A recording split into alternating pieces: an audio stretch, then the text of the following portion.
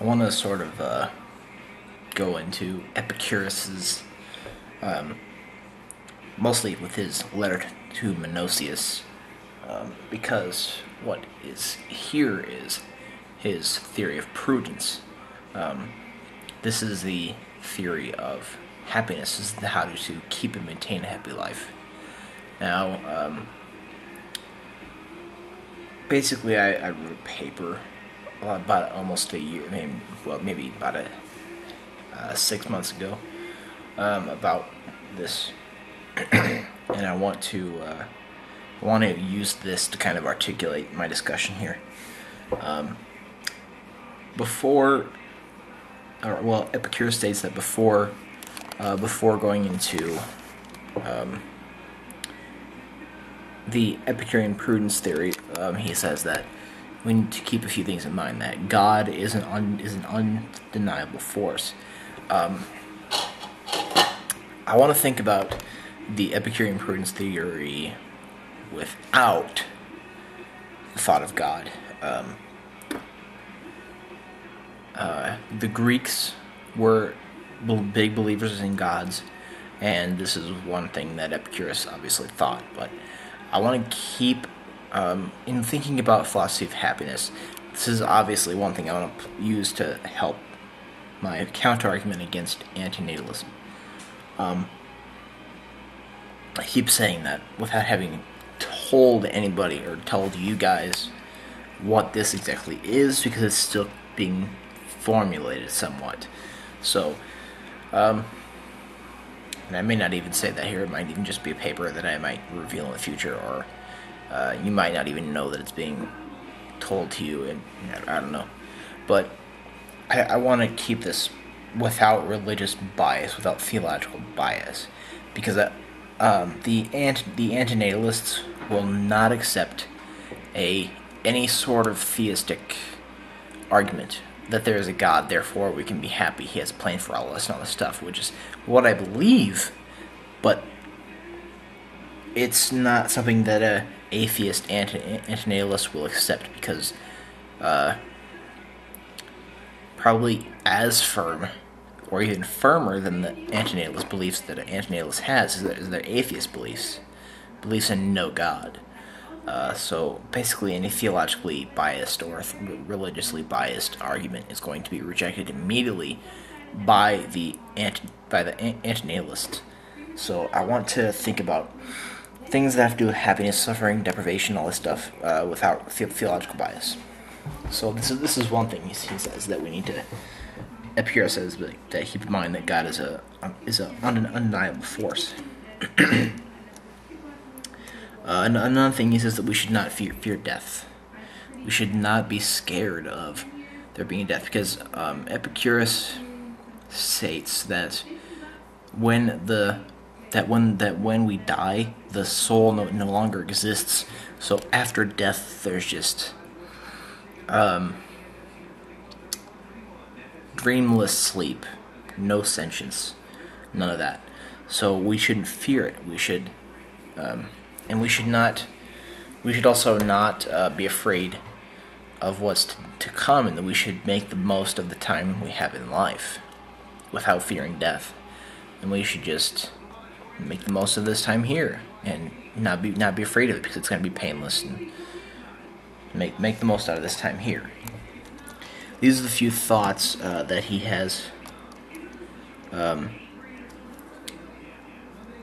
before. These are just a few thoughts that he has that he wants one to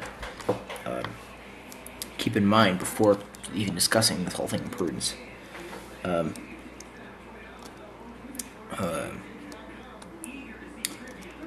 first piece of advice this whole thing gives is living blessedly. To live blessedly means to seek out pleasure. Pleasure is the first innate good, and is the starting point as well as the goal in living blessedly. Living blessedly keeps pleasure as this first innate good, and by innate he means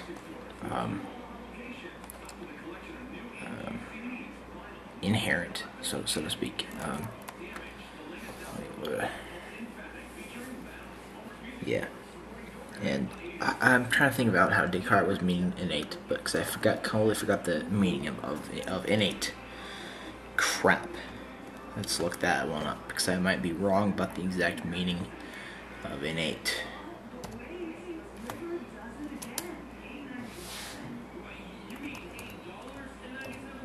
Give me a sec.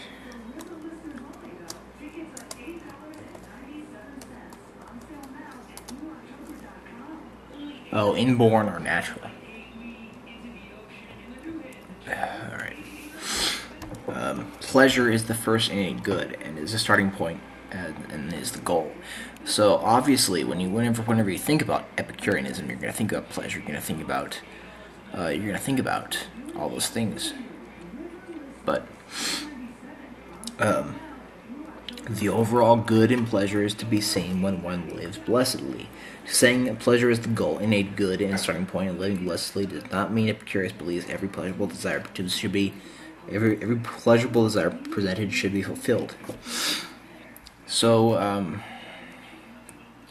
we're not when we talk about living blessedly here, we're not talking about taking advantage of every single pleasure that comes by you. We're not talking about taking every single little small gratification that you see that comes by you. We're talking about picking and choosing.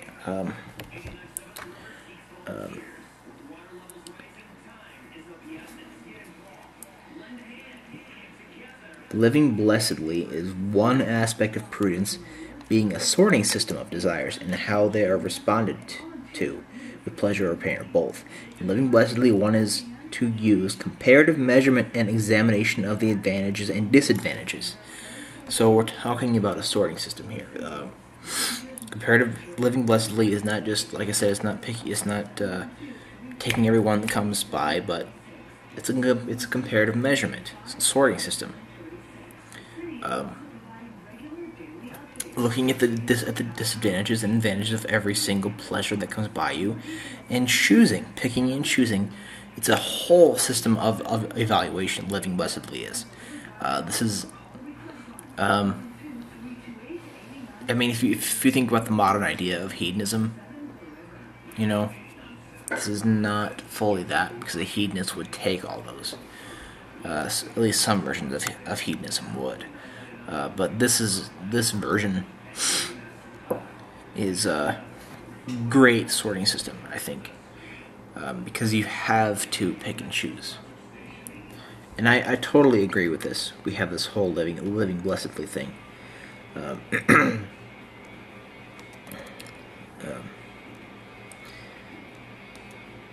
We should use this comparative measurement and examination of the advantages and disadvantages in deciding choices and avoidances, in which situation will one choose pleasure and avoid pain,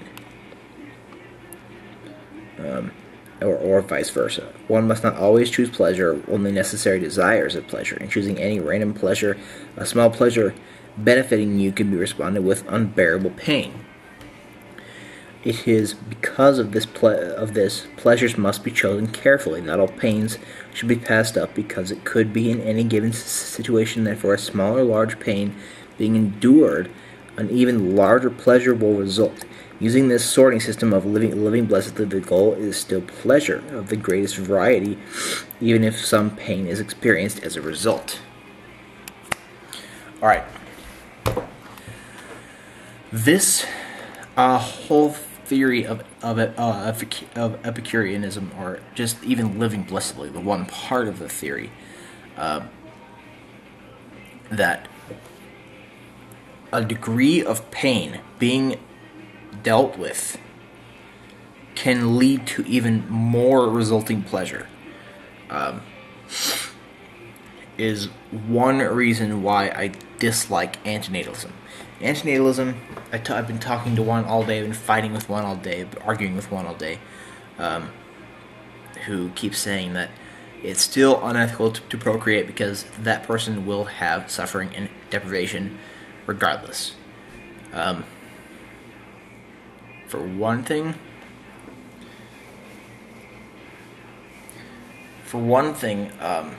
this suffering and deprivation will lead to better things better things for that person. For a second thing,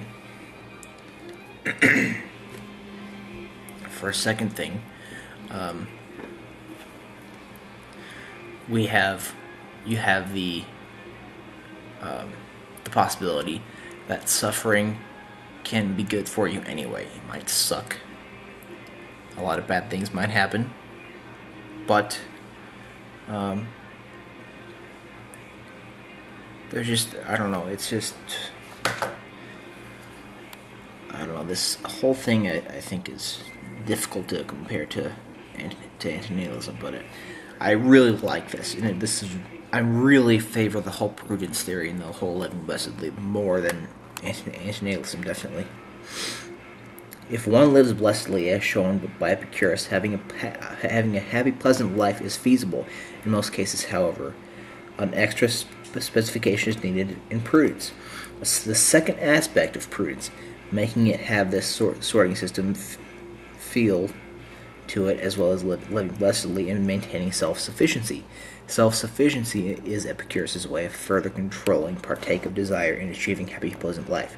Self-sufficiency, being maintained, ensures that one trying to move towards a happy, pleasant life is not cheated out of it because of his or her dependence on luxurious pleasures.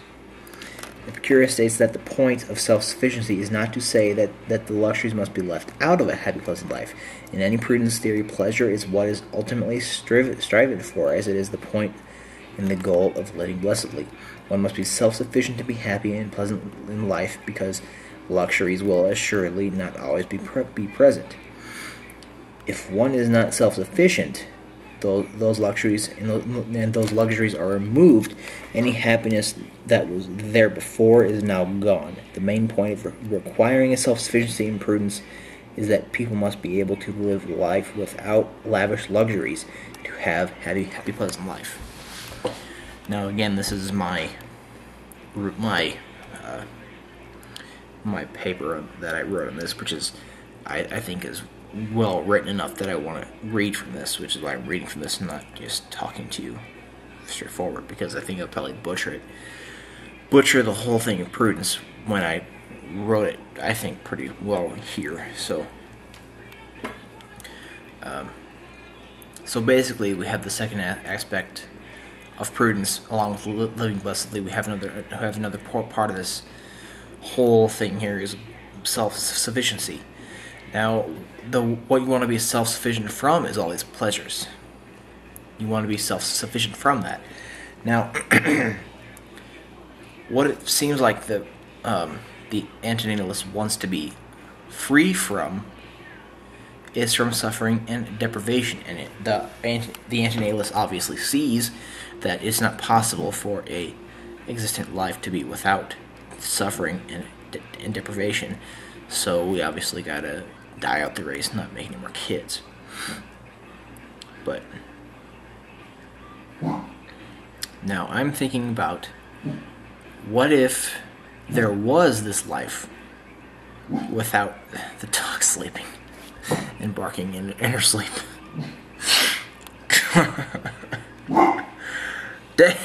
Daisy!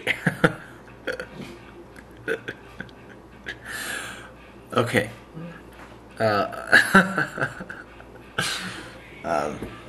Alright. Think about this life where there's no suffering, no deprivation, just happiness and pleasure. Think about that. This is what Epicurus points out here.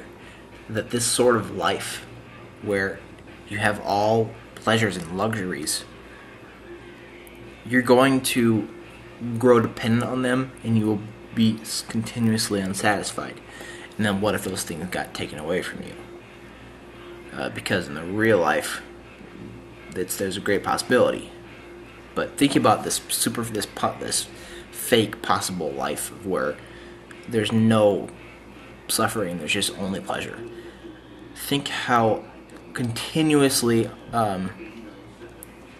unsatisfied this person would get with all these pleasures. And therefore, even though we have absence of suffering and deprivation, you would thus have suffering and deprivation. So it's kind of a bit of a paradox there.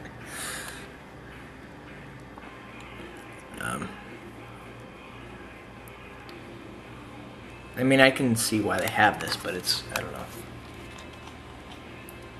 I still think that self-sufficiency is a thing that needs to be thought about because we need to. No, I really like the living blessedly part, but I like the self-sufficiency part also because we need to be independent ourselves, not dependent on luxurious things.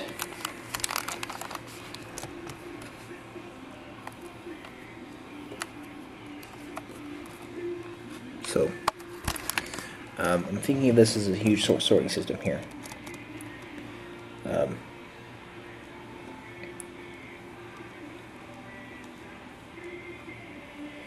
Now we have pleasures in this life. We have natural pleasures and we have groundless pleasures. This whole sorting system, we need to give in to these natural ones, which are merely natural, or we need to possibly sort through these groundless ones.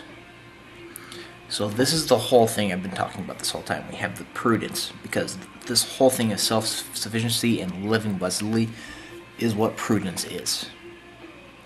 And this, I think, is at least one component in what it is to be happy.